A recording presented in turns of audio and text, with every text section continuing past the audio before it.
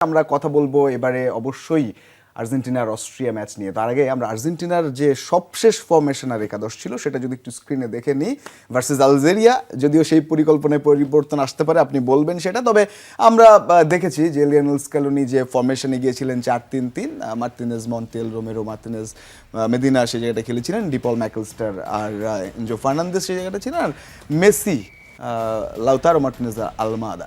এই যে সেট আপে প্রথম ম্যাচটায় আর্জেন্টিনা নেমেছিল, সেই জায়গা থেকে নিশ্চয়ই পরিবর্তন আসতে পারে বা আসতে যাচ্ছে। কিছুটা পরিবর্তন আসতে পারে, কারণ মন্টিয়াল কিছুটা ইনজুরি রয়েছে, হ্যামস্ট্রিং।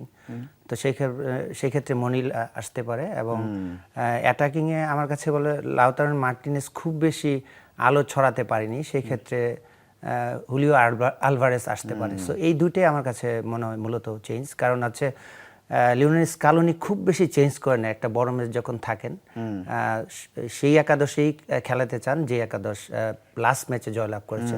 সো যেহেতু ইনজুরি আছে এবং খুব বেশি অ্যাটাকিংয়ে ভালো করতে পারিনি, সো এই দুইটা আমার কাছে মনে হয় সম্ভব। আমার মনে হয় একটা প্রবাবল 11 আমরাও দেখতে পারি, যেখানে ফরমেশন ওয়াইজও কিছুটা, কারণ অস্ট্রিয়া তারা ডিফারেন্ট স্ট্র্যাটেজিতে খেলবে নিশ্চয়ই আলজেরিয়ার চেয়ে। এই জায়গায় যদি আমি মলিনা এই জায়গাটা ইন করবেন, আর বাকি জায়গা ঠিক রাখলেও রাখতে পারে। তবে আপনি বলছেন যে আরও দু একটা পরিবর্তন বা সেটার সম্ভাবনা আছে। তবে সেট আপে কি কিছু কোনো পরিবর্তন আসতে পারে 4-4-2 বা এই ধরনের, বা শুরুটা এরকম করে তারপর কি ফরমেশনে চেঞ্জ আনতে পারেন স্কালোনি? স্কালোনি সাধারণত দুইটা ফরমেশনে খেলে থাকে এবং বিগ ম্যাচগুলো সে 1-4-3-3 অথবা 1-4-4-2 ফরমেশনে খেলে। আমার কাছে মনে হয় এই দুইটার যে কোনো একটা ফরমেশনে খেলে। এবং আপনি প্রতিপক্ষের উপর অনেকটা নির্ভর করে ফরমেশন। আপনি যদি প্রতিপক্ষ দেখেন তারা গ্যাগেন প্রেসিং করে, বা এটা একটা কি বলবো জার্মানি ওয়ার্ড, যেটা ইংলিশে আমরা কাউন্টার প্রেস বলে থাকি। সো এইটার বৈশিষ্ট্যটা হচ্ছে যে আপনাকে বল লুজ করার সাথে সাথে 5 থেকে 6 সেকেন্ডের মধ্যে টিম প্রেসিং করে বলটা নিয়ে নেওয়া।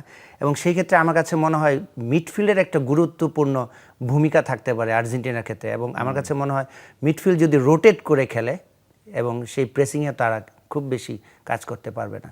সো এই ধরনের কিছু সম্ভব হওয়ার সুযোগ রয়েছে আজকের ম্যাচে। একেবারে আমরা একটু অস্ট্রিয়া নিয়ে তাহলে আরেকটু কথা বলি, কারণ আলজেরিয়ার সঙ্গে যে ধরনের ফুটবল খেলেছে আর্জেন্টিনা, অস্ট্রিয়ার সঙ্গে সেই ধরনের ফুটবল খেলার কথা নয়। হয়তো পরিকল্পনায় ভিন্নতা আনতে হবে, কারণ আপনি যে ধরনের প্রেসিং ফুটবলের কথা বলছিলেন সেই স্টাইলটা একটু ভিন্ন। তারা হঠাৎ আক্রমণে যান এবং যখন আসলে তাদের অর্ধে থাকে তারা কিছুটা সময়ও নেন এবং নামান প্রতিপক্ষকে নিচের দিকে, তারপর হঠাৎ প্রেসিংয়ে যান, সেই স্ট্র্যাটেজিতে খেলেন।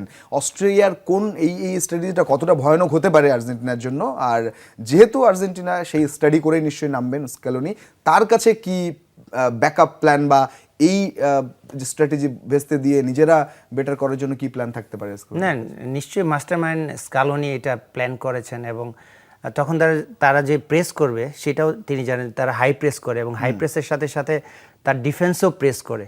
কারণ যদি হাই প্রেস অ্যাটাকিংয়ে করে, সেখানে ডিফেন্স যদি সে ব্লক না করে জোনালি, তাহলে কিন্তু স্পেস থাকে এবং কোনো কারণে সেই বলটা বের হয়ে গেলে সেখানে কিন্তু আরো ডেঞ্জারাস সিচুয়েশন হয়। তারা হাই প্রেস করবে, এটা খুবই অনুমেয়।